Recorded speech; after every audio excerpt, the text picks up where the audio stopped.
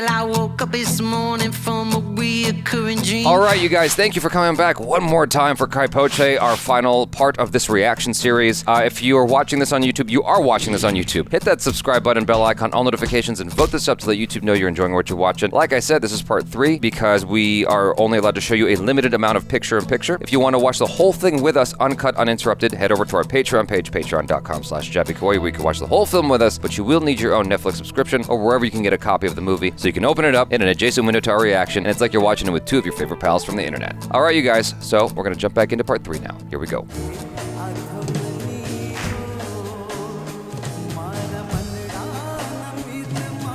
I'm waiting for that scene when Ish finds out. Yeah, I mean, this seems to be going a really long time undercover. It's like the best and the worst, right? Like, you want your sibling to be with the best person possible. Right. Who could be your best friend, but it's also, hey man, what you doing? That's my sister. There's nothing worse than being on the dance floor and then your girl is like pulled away for something and you're just standing there awkward. Let me go get me a drink. Feel like I should be doing something with my hands. Yeah.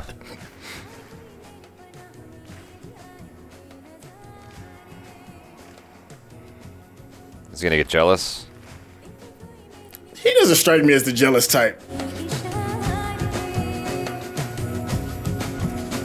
I mean, unless you mess up his business, obviously. Uh-oh.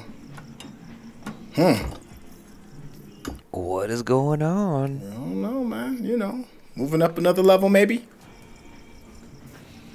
Oh, that's a... Yeah, that look.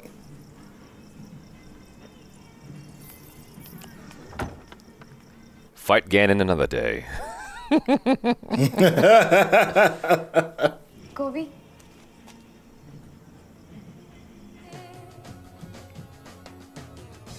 Ah, that feeling when it's the one you really want.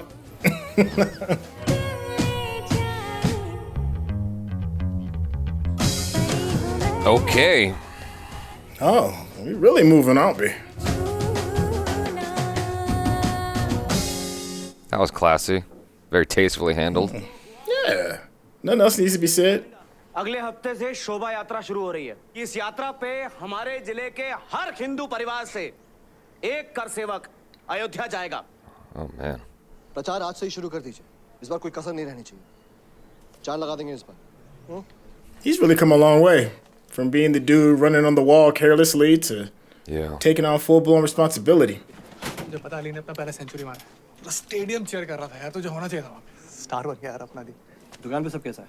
कैसा चलेगा? उस बनी के साथ काम कर करके ना कंटाल गया हूँ। मेरा अकेले से सहन नहीं होता। तू बता तू कब वापस आ रहा है? बता यार, बहुत मिस करता हूँ तेरे को। ये यात्रा के चक्कर में बहुत बिजी हो गया हूँ। दुनिया भर का कोऑर्डिनेशन है, बहुत काम है। He's a grown up. Coach ने मैंने फोन कर जो। जानती, संभाल जी। Pops does not seem happy. मुझे पता है आपका जाने का बिल्कुल भी मन नहीं है, लेकिन आपके आशीर्वाद के बगैर मैं आगे नहीं बढ़ सकता। ओमी। So okay, I think I missed something. Why was he against it to begin with? I don't know. I missed that too. Maybe it's just an ordeal. I don't know. 4 दिन लेट है, पहले कभी नहीं हुआ है। Uh-oh. Uh-oh, she prego. 38,000 का पूरा payment मांग रहा है, क्या करूं? दे दूं? नहीं, उसका 20 का एडवांस बनता है, उससे ज्यादा मत देना। हाँ, 20। उभो रे। चल तो। मेरा भी पहली बार है ना। I'm also sorry, मगर तुम्हारे अलावा किसी के साथ शेयर भी तो नहीं कर सकती। कुछ नहीं होगा, मैं तुम्हारे साथ हूँ, कुछ नहीं होगा। हाँ? क्या देख रहा है? आगे जो। That's the worst place to be having that conversation, in the back of a rickshaw. Jesus.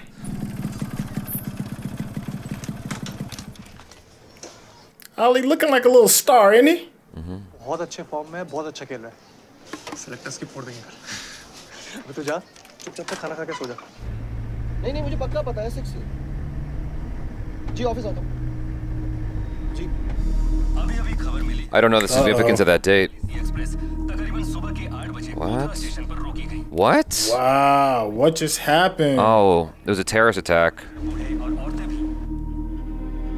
His parents died. Oh, wow. छोड़ेंगे नहीं सालों को. Oh, God. He lost both of them. मेरी सगी बहन जल के राख हो गई. ड्यूल तक नसीब नहीं होगी. पंडित जी, अरे उन्होंने क्या किया? किसका? Man. Oh, God. मैया बहुत गड़बड़ होने वाली है. चल घर चल.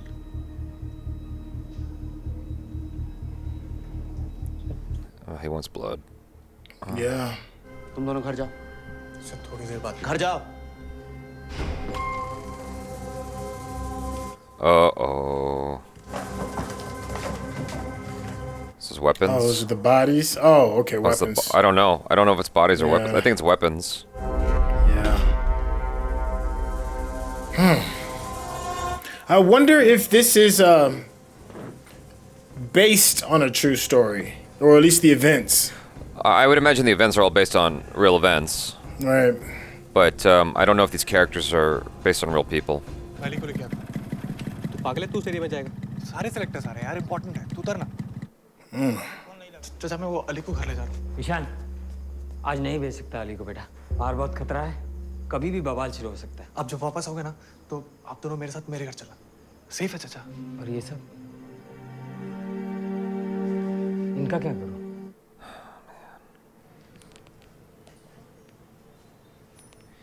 God, I haven't touched one of those in forever.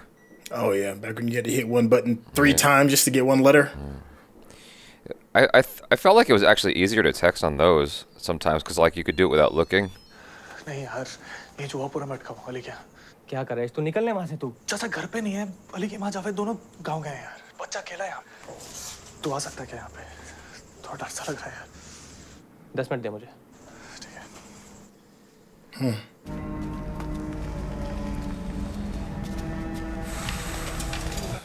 Shit. Ooh.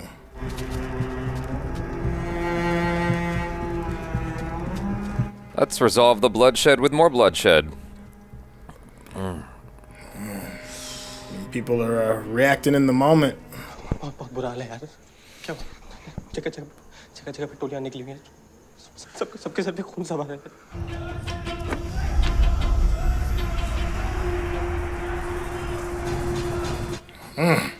અમે બહાર આવીને શાંતિથી વાતચીત કરીએ છીએ. ઝઘડો કરવાનો કોઈ ફાયદો નથી. दरवाजो तोड़ी रखो. What? अपनी माँ बहनों ने लाशों सौगंध. जय Shri Ram.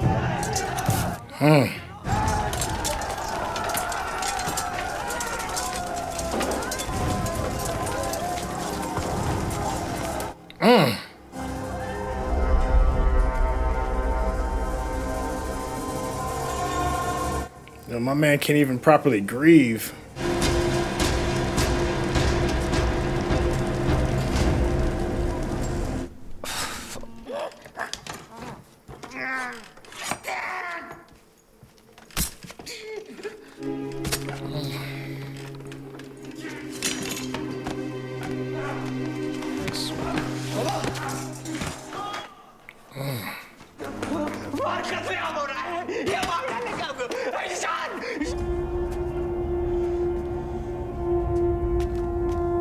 Oh, there's the gun.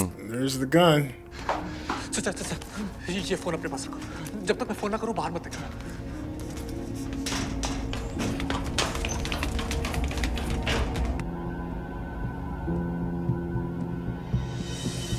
That's how you find out? Thank God, गोभी मैं इतनी टेंशन में थी. भाई लोग, गोभी? Uh-oh. होश पे आ जाओ. मैं कोई नहीं है. सब भागे यार.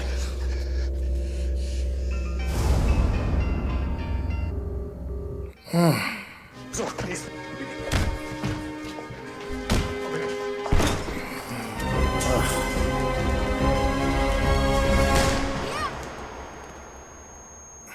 What the fuck?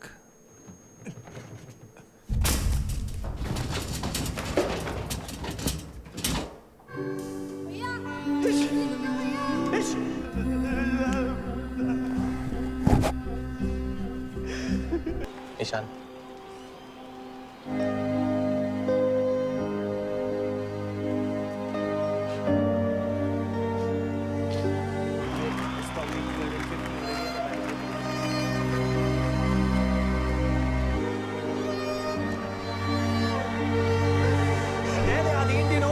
The debutant, 21-year-old Ali Hashmi. Ajay, what must be going through the youngster's head? It's a good place. First ball of the Indian innings, and Ali Hashmi, the debutant, is on strike.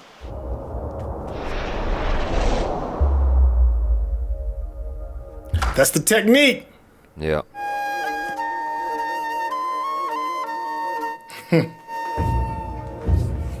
Oh, what a fantastic shot that.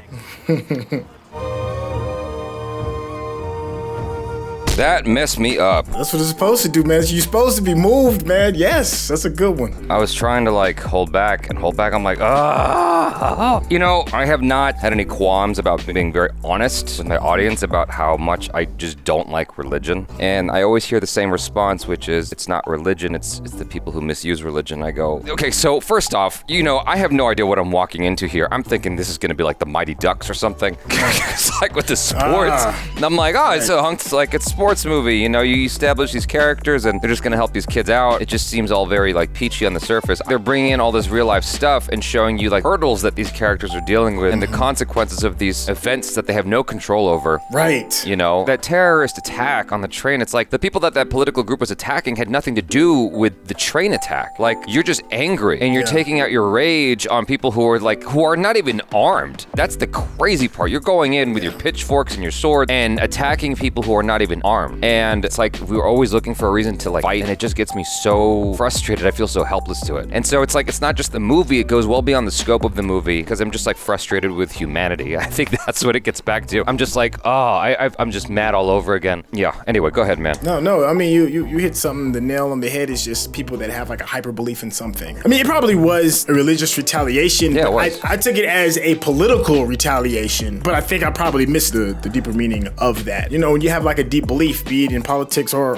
in religion, you know, people respond very strangely. And then when you have a mob mentality to boot, it's never going to end well. Yeah. You know, there was those moments where you see Ami struggling because he wasn't in there just chopping and butchering. Well, at least the images, the initial ones that we saw, who knows, maybe he was and the camera wasn't on him, but he looked like he was really struggling. But I think the trigger point on top of his parents being horribly killed, and then he goes in and then he finds out that his friend had lied to him on top of it. And he's already had issues with standing up for a group of people that he thinks shouldn't get all that extra attention. And then that lie was just the one thing that kind of like pushed it over the edge. And it was like that thing, it's like that moment in Fight Club when he says, I just want to destroy something beautiful, right? And I think that's how he saw the kid. It's something, Javed, I think that was his kid's name, right? He saw that as something, you know, pure and beautiful and that's been cultivated by somebody who should be paying more attention to other things, like the death of his mom and dad. I'm just gonna react. And he ends up, you know, killing something that's even more dear to him, and that was his best friend. I didn't see that coming. Thought he was gonna go to jail. I mean, we knew he was getting out of prison. I thought he was gonna go to jail for maybe possibly killing the kid or the kid's father or something like that. I thought he was gonna go to jail for killing the leader of his own political party. I thought what was gonna be revealed, because I don't know anything about the real life events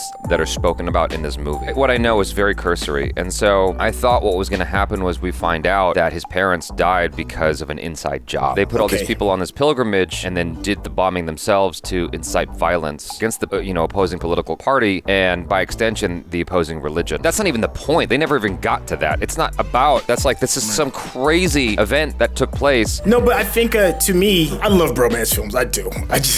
It seemed to me like, the theme was, it's like, how do you overcome stuff that is out of your control, right? And the big one, the really big one was the earthquake. It still brought everybody, you know, people still had to kind of come together, and it separated friends. And the cricket game brought everybody else back together again, another event that you can't control, and the only thing that you could do is believe and love the people that are in your space, and then, you know, keep it moving again. My only quorum that I only have one, and it's a small one, and that is that Ish didn't find out about Govid's kid. Well, their first attempt, obviously, because she wasn't pregnant. There wasn't enough time for us as the audience to really kind of like sit with that with him, because his life gets taken away from him, you know, only a couple of scenes after the fact. And I wonder, could their friendship have survived that? That's a tough one. Their friendship has survived so much other stuff, theft, earthquakes, business falling, money issues. So I hate that I didn't get a chance to see. I think it would have survived it just fine. I think that ultimately Ishan would have seen that Govind is the best guy for his sister. I think that it happening so abrupt like that, from a cinematic standpoint, was the best possible move for the story. Like you said, like you feel like this hole is left. It's like, yeah, that's the point. Point is how pointless this fight is. And you see, that was really powerful. You know, the kid hands the flag to Omi, and it's like, yeah, we're all one fucking people. Yeah. Stupid. We're all one people. That's the message of the movie, ultimately. There's no need to kill each other. We're all the same people. There was this video I saw on YouTube the other day that this reminded me of. It was this, it's not a prank, but it's like a setup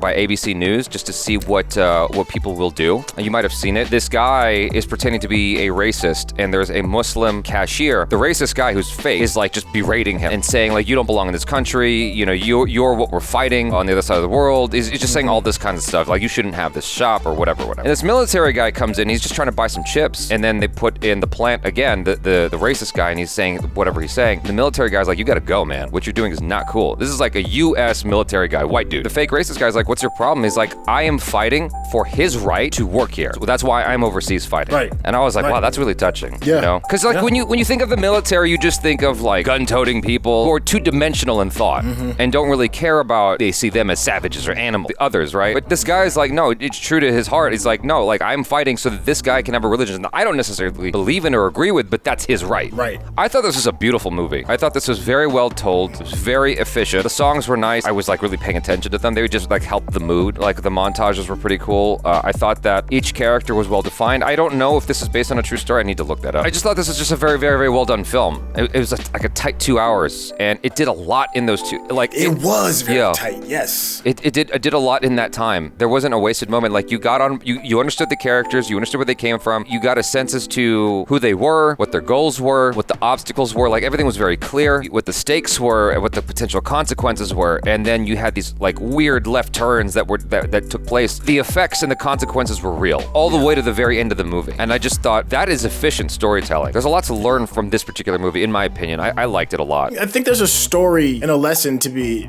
learned from Omi, and that is, I think that we think that all fanatics and radicals were just born that way. I think that there's a process that comes from taking a normal person and then turning them and then radicalizing them, right? And I say that because really liked Omi. I liked Omi for 3/4 of the entire movie. I liked him to the last like 10th of the movie, to tell you the truth. He was in a very difficult situation, and you get a chance to grieve with him for like a moment when his boys come in there and they try to hug him and everything. He didn't even get the love that could have maybe steered him into a different direction. This is just a normal guy. It's a normal dude. He didn't even want to get into politics to begin with. And he was like, I don't even know if that's even my bag. That's not even my thing. Yeah. He ends up going into politics. He ends up getting a little bit more involved. Something horrible happens as a result. His family ends up becoming killed, and now he's in this space where I'm sure he didn't even remotely think he was going to end up in. And you're not thinking rational. All you're thinking about is revenge. You're in the moment, and now he's done this absolute horrible, atrocious thing that you cannot come back from. I'm not saying that there aren't crazy people out there, and I'm not saying there's not crazy radicalized people out there as well. I certainly think that there is that part of it, but not every single person that joins like these groups. There's a process. There's steps to this before these people get to a place where nobody wants to forgive them anymore. And I feel that I went through that with Omi because I did like him,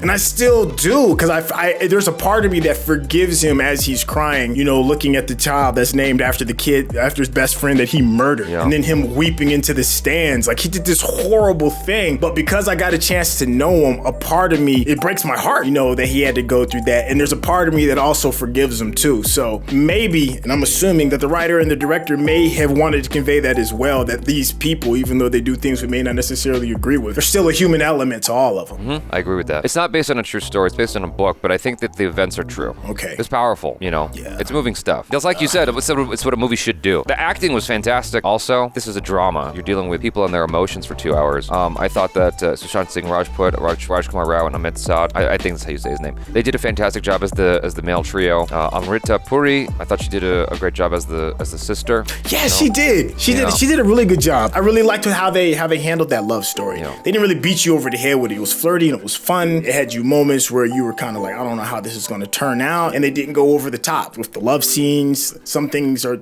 was subtle but still classy. I thought that was a nice touch. Yeah. It's it's easier to talk about a film you don't like, because then you can just like go off on the flaws. But when you like something, it's harder to expand on it. It's just a well-told story. It moved me, and the characters felt very, very real. Now knowing that they were all fictional characters, I'm like, dang, cool on the producers to have the foresight to go, okay, this is a book that would make into a really, really good film. To have that passion behind this project, and it's bold because you're messing with something that is taboo. You know, it's religion. It's this thing that affects so many of us, but we're not supposed to talk about it. Yeah. You know? Yeah. It's led to more conflict than pretty much anything else in history, and yet we're not allowed to talk about it at the dinner table. We're not supposed to bring it up at all, even though it's getting people killed. That's a hard subject to tackle. It also didn't help that Sushant Singh Rajput died in real life, and so when you see him die in the movie, it just makes it worse. Like, God damn it. I thought he did a really, really good job as that guy who's just very temperamental, because I haven't seen him play that character. I believed him as this guy who was super temperamental, super passionate, and like you said, like we come to find out over the course of the movie that he's the one with the vision. He stuck to his guns so many times, and it worked out. I don't agree with some of the instances where he like misbehaved with his family. Like I thought that was bullshit. When he pushed the kid on the ground, I was like, yo, dude, come on. He's got a contagious passion, and it's like I can see why, you know, Govind or Rajkummar Rao took these chances with him, because it's like his passion is so real. You can taste it, you know? You need people like that in your life. You got to get behind those people. I didn't like him at first. I didn't. He had to grow on me. But the movie made him grow on me. I agree with you. Yeah. I was like, this dude is too much of a hothead. I'm like, he can't even get out of his own way. Yeah. But passionate people, I mean, we have very passionate people that over here in the West that do really weird things. Kanye West is a really weird dude, super passionate. You know, Michael Jackson was one. Steve Jobs. Michael Jordan, Steve Jobs. Yeah. You know, like there's a price for that passion. And for the people that love you, if you happen to be that passionate one, you know, it takes a toll. And it took a toll on his family. It took a toll on his friends, you know, but he really was a good guy. Like he was legitimately a really good guy behind all of the crazy stuff that he did. That foreshadowing with the gun was so strange because it's not at all what you're expecting. It would be Chekhov's gun if the gun never came back, right? And it did, but it wasn't in his hands, it was in his best friend's hands. I think part of the reason I was expecting the leader to get shot was probably because of that scene, because that guy, he just strikes me as slimy, you know? Right, and are we wrong to think that? Because I thought that's exactly what he was supposed to be. I was like, I can't wait to see how corrupt this dude is going to be. And he really wasn't corrupt until the very, very end when he was in his feelings for arguably a reason that justifies his actions. Well, it justifies his anger, but not his actions. Yeah, okay, there we go. Yeah. Yes, you're absolutely right on there. There is a difference. It justifies his anger. Yeah. But he was actually a decent guy as well. Like, he was like, I got the money for you. He didn't sweat him over, like, the payments. I just knew, I was like, he was gonna do it like, you know, like Chicago gangsters. And, you know, I gave you this money and the juice is running, and now I'm gonna be running these guns out of the back of your shop or something like that. I just knew that was coming. And he was not about that at all. He was like, I'm here to help my people. I got this politics going on. And he ends up being like a good guy until the last 10 minutes of the movie. Yeah, they set us up, man, with the writing. They had us thinking one way and it went another way. You said something earlier that made me laugh. And you're like, I'm sitting here thinking this is gonna be like the Mighty Ducks. And there was a part of me that kind of did too. I was like, okay, this is gonna be the story about this team and how they get together and all that. No, it's not that either. It's a hybrid of a lot of different ideas and concepts that blended together very well. It's very slice of life, but in the best way possible. Because oftentimes the slice of life movies that we get here in the States, it's sort of just like nothing really is happening. You know what I mean? It's you're just sort of hanging out. You watch Nomadland? No, I haven't seen it yet, but I know that directing style that you're talking about. Yeah, it won Best Picture, and I watch it, I'm like, this is pure slice of life, and it's not really a movie I can get behind. I understand why people love it. It's real, and I'm like, I don't need real. I go to the movies to not look at real. You go to escape, I go to escape. But what was great about this is while it was slice of life, it definitely had plot. It had structure. It had characters that like were you were rooting for their relationships, for their friendships, for Govind and Vijaya. Like there was a lot you were rooting for, and you saw their objectives. It was very clear, and that's the thing about like any basic screenwriting book that they'll tell you is your character has to have objective. They have to want something. It doesn't matter what it is, but it has to be the end of the world to them if they don't get that thing. And this film had that. You are very right about that. Yes. Yes. For all 4 main characters, you know, the three brothers and the sister. Yeah. They had clear-cut, eyes on the prize type of objectives. You're right. Yeah, and that's what makes this so strong to me. Generally speaking, your slice of life films don't have that. Like at the end of Nomadland, I'm like, it's just the credits roll, and I'm like, the ending was not that much different than the beginning. It was just like, and you could literally watch Into the Wild, the Sean Penn movie. Yes. Up until that character dies, I'm just like, you could just take all the scenes into a barrel, shake it up, throw it on the floor, and then put it in that order that it lands in, and it's the same movie. Except for the part where he leaves his family and dies. It's the same exact movie, you know, because it's just slice of life. Whereas this is like, if you rearranged anything, the movie wouldn't make any sense. It has to be in the order that it's told. And so, I like it a lot. I think this is definitely up there as one of my all-time favorite Indian films, and just maybe one of my all-time favorite films. Just because of the way it moved me, I was just like, God damn, like, this is hurting. And I like the message behind it. I don't generally like message movies. Like, I just got done watching Peacemaker, right? And what's his name? James Gunn, you know, shoehorned in his agenda in there in the last episode. I'm just like, all right, dude.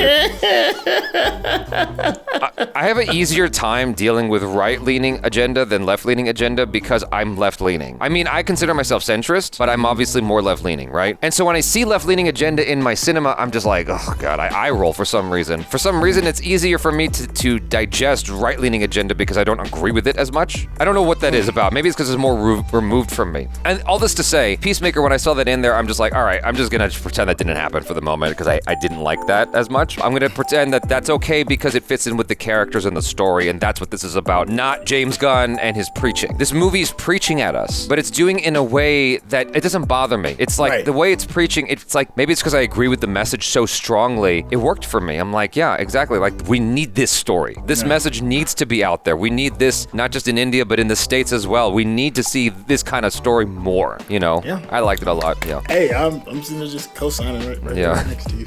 Yeah. You guys, thanks so much for hanging out with us.